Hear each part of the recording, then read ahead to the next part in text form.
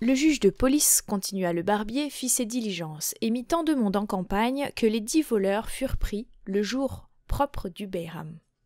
Je me promenais alors sur les bords du Tigre. Je vis 10 hommes, assez richement habillés, qui s'embarquaient sur un bateau. J'aurais connu que c'étaient des voleurs, pour peu que j'eusse fait attention aux gardes qui les accompagnaient. Mais je ne regardais qu'eux, et, prévenu que c'étaient des gens qui allaient se réjouir et passer la fête en festin, j'entrai dans le bateau pêle-mêle avec eux, sans dire mot, dans l'espérance qu'ils voudraient bien me souffrir dans leur compagnie. Nous descendîmes le Tigre et l'on nous fit aborder devant le palais du calife. J'eus le temps de rentrer en moi-même et de m'apercevoir que j'avais mal jugé d'eux. Au sortir du bateau, nous fûmes environnés d'une nouvelle troupe de gardes du juge de police qui nous lièrent et nous menèrent devant le calife. Je me laissai lier comme les autres sans rien dire. Que m'eût-il servi de parler et de faire quelque résistance? C'eût été le moyen de me faire maltraiter par des gardes, qui ne m'auraient pas écouté car ce sont des brutaux qui n'entendent point raison. J'étais avec les voleurs, c'était assez pour leur faire croire que j'en devais être un. Dès que nous fûmes devant le calife, il ordonna le châtiment de ces 10 scélérats. « Qu'on coupe, dit-il, la tête à ces 10 voleurs. » Aussitôt, le bourreau nous rangea sur une file à portée de sa main, et par bonheur, je me trouvais le dernier. Il coupa la tête aux 10 voleurs en commençant par le premier, et quand il vint à moi, il s'arrêta. Le calife, voyant que le bourreau ne me frappait pas, se mit en colère. « Ne t'ai-je point commandé, lui dit-il, de couper la tête à 10 voleurs? Pourquoi ne la coupes-tu qu'à 9 ?»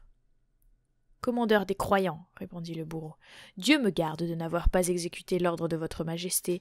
Voilà 10 corps par terre et autant de têtes que j'ai coupées. Elle peut les faire compter.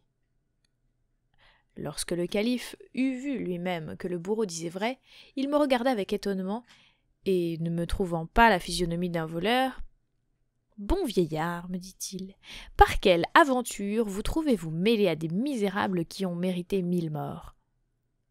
Je lui répondis. Commandeur des croyants, je vais vous faire un aveu véritable.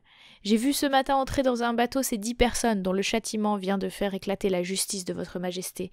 Je me suis embarqué avec eux, persuadé que c'étaient des gens qui allaient se régaler ensemble pour célébrer ce jour, qui est le plus célèbre de notre religion. Le calife ne put s'empêcher de rire de mon aventure, et, tout au contraire de ce jeune boiteux qui me traite de babillard, il admira ma discrétion et ma constance à garder le silence. Commandeur des croyants, lui dis-je, que votre majesté ne s'étonne pas si je me suis tue dans une occasion qui aurait excité la démangeaison de parler à un autre. J'ai fait une profession particulière de me taire, et c'est par cette vertu que je me suis acquis le titre glorieux de silencieux. C'est ainsi qu'on m'appelle, pour me distinguer de 6 frères que j'ai eus.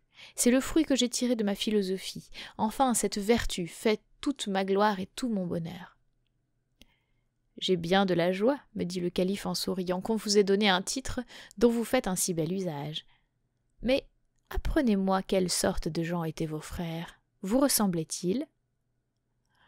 En aucune manière, lui repartis-je. Ils étaient tous plus babillards les uns que les autres, et quant à la figure, il y avait encore une grande différence entre eux et moi. Le premier était bossu, le second brèche-dents, le troisième borgne, le quatrième aveugle, le cinquième avait les oreilles coupées, et le 6e les lèvres fendues.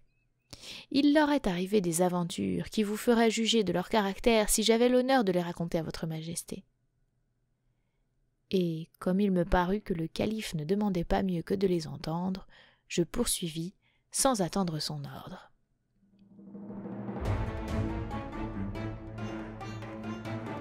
Et merci de votre écoute. C'est ici que s'arrêtent les extraits que j'ai choisis dans Les 1001 nuits, le tome 1. Si l'expérience vous a plu, que vous voulez une saison 2 sur le tome 2, réclamez-la en commentaire pour me le faire savoir. C'est beaucoup de travail, je ne me lancerai pas s'il n'y a pas de public. Pensez à vous abonner. Sachez que cette illustration est disponible en noir et blanc, prête à être imprimée ou coloriée sur le YouTube de la chaîne pour 3 € ou sur simple de bande pour les personnes qui sont abonnées à la chaîne Twitch ou sur le Tipeee.